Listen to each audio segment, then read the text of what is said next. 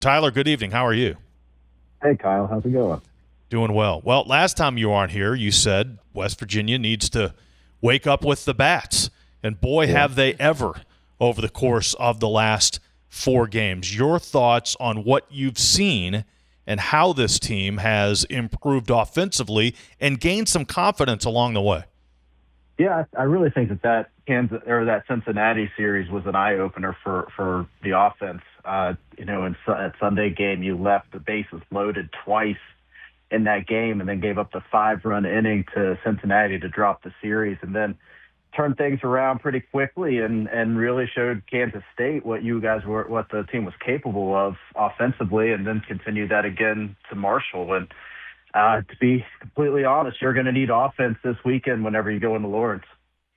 Need offense, but West Virginia's pitching, especially lately, but really all season, has been outstanding, and certainly getting Maxiell back has been key. How much does that change when you get your elite pitcher back? But it's just one start in a week, but is it psychological as much as physical? It is.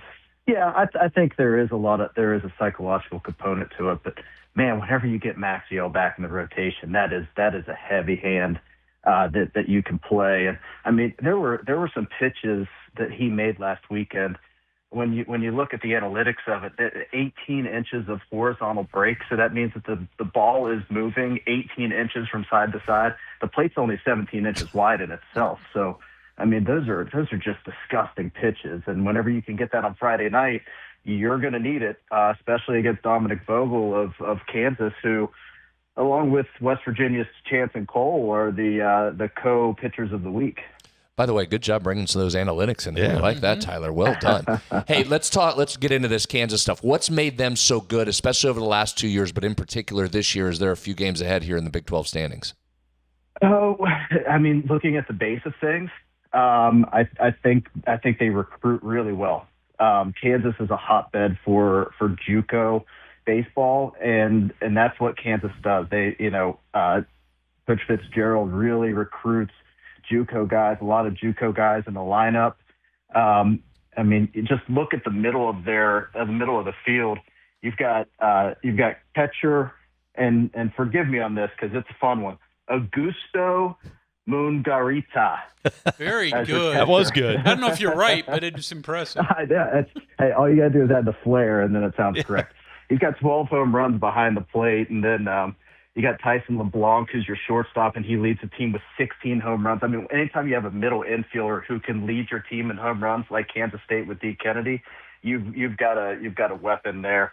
And then center fielder Tyson Owens has 10 home runs. So, I mean, you're looking at a Kansas team who really swings the bat. West Virginia as a team has 35 home runs.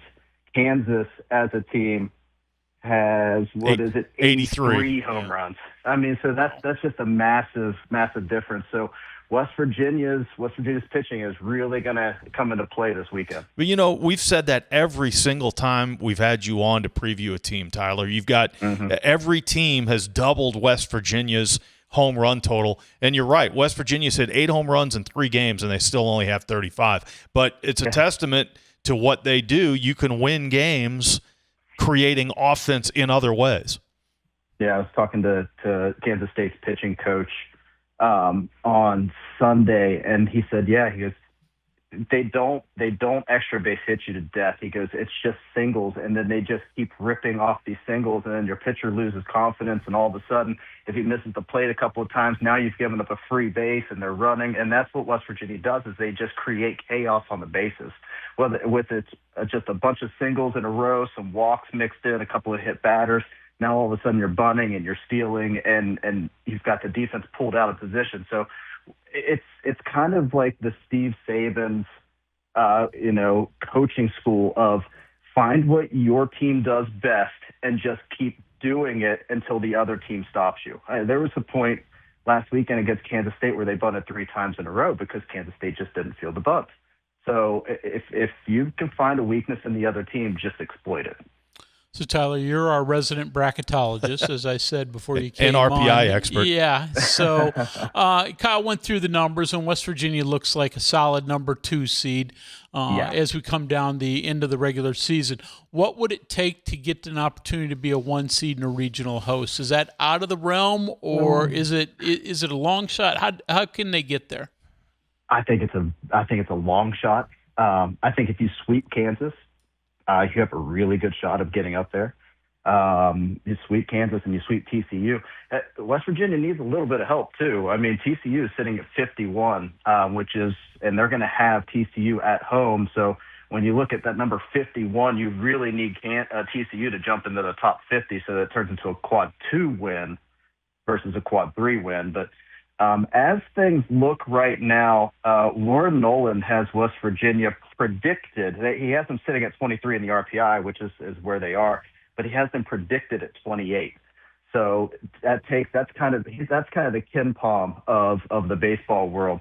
And what he looks at tendencies, and he has West Virginia getting swept by Kansas and winning 2 of 3 at TCU next weekend, ending up as a 28 seed. Now, one of the things that you kind of have to look at too on the other side is Kansas just dropped a game last night to Creighton in extra innings. So that's a quad 2 loss for Kansas.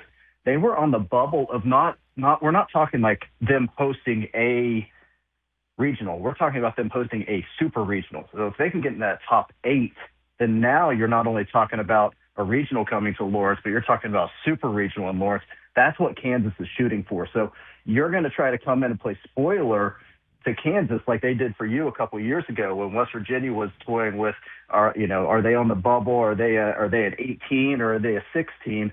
And Kansas went in and swept West Virginia in Morgantown. West Virginia's going to try to do the same thing this weekend at Kansas. Yeah, good. Time for a little payback right there. Tyler, before you came on, we were talking a lot about Gavin Kelly, who was a guest on 3 Guys Before the Game this week, and just the fantastic year that he has had. You saw the flashes last year. You saw the potential that was there last year, but he's just exploded this year and is having one of the best years in the country. What have you seen out of Gavin Kelly this year, both at the plate and in the field?